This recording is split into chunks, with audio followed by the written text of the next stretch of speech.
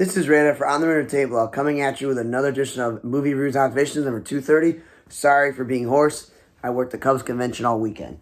First movie I watched was an anime called The Boy and the Heron, and I was surprised that I recognized a lot of voices. Christian Bale, it says, Dave Bautista, Gemma Chan, William Dafoe, Mark Hamill, Robert Pattinson, Florence Pugh. And I'm like, wow, I can't believe this. And apparently won Academy Award for Best Animated Feature, and it was like 2 hours long. It's a pretty long movie. It was kind of weird and has the little booklet in here, which is nice if you actually want to go through it. Somewhat the cartoons and other things like that. I thought it was an odd and weird movie, but overall, despite the quirkiness and the weirdness of the movie, it was actually a very good movie.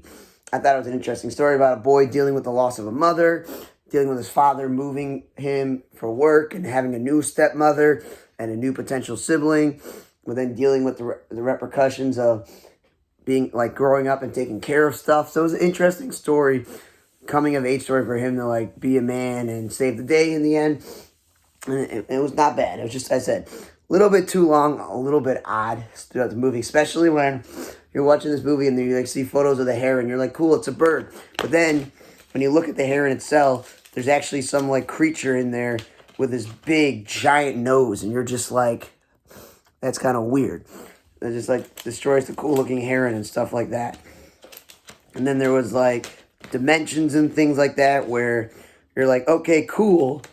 Apparently it's like people's souls before they're born somewhat or something. So that was interesting. But yeah, overall, I liked it. I can definitely understand why it won awards. Then I watched the movie 1992 with Tyrese Gibson, Scott Eastwood, and Ray Liotta. And apparently Snoop Dogg produced this movie, and it's about Tyrese Gibson, former like criminal who just, is out. He's taking care of his son. This is during the riots in 1992.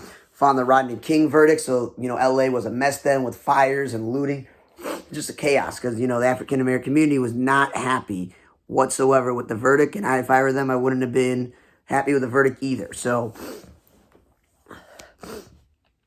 in this movie, Scott Eastwood, also like criminal, and, Ray Liotta playing criminal, rest in peace. He's been good at that. His son's apparently, Scott Eastwood was one of his sons. He's apparently been researching this heist to steal like these carburetors or these pieces of metal or something, where if they steal them, they can sell them for more money.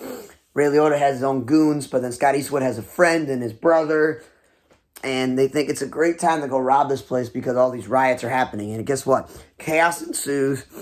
Everyone, like a horror film, pretty much dies in the end except for the main character, which is Tyrese Gibson, and that's spoiling it, but it's like Ray Liotta doesn't survive this movie, nor does Scott Eastwood or anyone else. And I'm like, okay, cool. And the first person to go, black guy, they were like, okay, cool.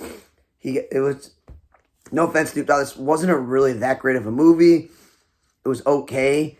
I really like watching Ray Liotta movies because he's one of my favorite character actors in a way. He's not like always a lead, and it's sad he passed away, so that's why I wanted to watch it. But it was not that good. Then I watched The Last Stop in Yuma County because the Chicago Library's like, it's due, you need to go and watch it. I'm like, okay, cool. And apparently it's Jim Cummings, don't know much about, and this was barely 90 minutes, and it was a movie about this gas station that no one's around this area, and these bank robbers come to town, and they need gas, but they're out of gas. So there's this knife salesman who's the main character, and other people, and they're all waiting in this thing, and in case chaos ensues between like a greedy teenager who wants to like Bonnie and Clyde with his girlfriend, and they start shooting up the place, shooting the bank robber, the waiter, the hotel guy, like everyone gets shot up and dead. And of course, spoiler alert, everyone dies in the movie too. It's so stupid. But that's the outcome of the movie. Even the knife salesman, who's the main character, doesn't even survive the movie, nor does the sheriff. It's like, okay, thanks for wasting our time with a movie there. And then, but I did know that Sam Huntington, I think his name is, who is from the Superman movie, Return of Superman, and he was also in Rosewood and some other show. He briefly makes a cameo, and guess what? His character and his wife gets shot. So this whole movie's like, cool. There's a bank robbers on the loose, and then everyone dies, and there's all this money, and whoever's left takes it. It's just not great. Then I watched The Killer's Game. It was a cheesy action movie where you got, look at it, you got Dave Bautista, Ben Kingsley, Terry Crews, and these other women on the cover. And it was a cheesy film where, like, he's this really good assassin killer. No one knows what he does, but he has no social life. So his boss, Ben Kingsley, who arranges all the hits and all these other stuff, and the rule is we don't kill women or children. We kill really people that are terrible human beings. And he's like, get a social life. And he deals with the fact that he's having these terrible migraines. And he doesn't know what's going on, so the doctors run tests. And he finally gets the answer that it's like a terminal illness. And the whole entire movie is he wants to have someone take a hit on him and kill him, so you have to go through the repercussions of the terrible illness and the deterioration of his skills and his mental state. So he hires someone else, like another person that arranges games, this woman who he apparently knows her uncle or whatever, and sets it up where all these people are trying to kill him. But guess what? They target his girlfriend that he breaks up with because he starts to have a social life. But guess what? It's not about the girlfriend. They say this on the back. It's about, the target's girlfriend. No. The twist is he thinks he's terminally ill because that's what his diagnosis is, and then he finds out that it's incorrect. So he's actually not dying. So the whole entire movie is him trying to stop all the assassins who are trying to kill him. And they keep, like, raising the stakes of how many army of people are attacking him, how much money they're putting out there. Terry Crews is, an assassin in the movie and stuff. So Scott Adkins is being in the movie, but he's an action star. A little underwhelming, his character, but it hit the notes on action and comedy and like saving the girl romance and stuff like that. And Ben Kingsley's always a good actor. Usually he's not in movies that aren't that great, but for the most part, he was pretty good in this movie too. He spoke a little Yiddish, which was cool. Then I watched the movie Nowhere Special with James Norton and Daniel Lamont, certified fried and fresh tomatoes. And this movie, even though it's 90 minutes, I think they was a perfect amount of time. The whole movie is he's a 35-year-old window washer who has dedicated his life to taking care of his 4-year-old son after the mother left.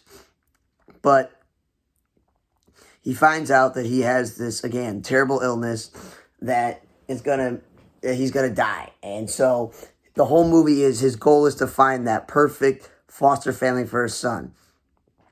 He doesn't want his son to be like, well, my father's dead, my mom left me, and then I put into the system. So it's a very depressing movie of him struggling to make ends meet and trying to meet all these foster families of all races and backgrounds and financial situations. And the whole movie is, trying to figure out with the social worker about things that he didn't consider about accepting that he's going to be gone and his son is going to have to be alone.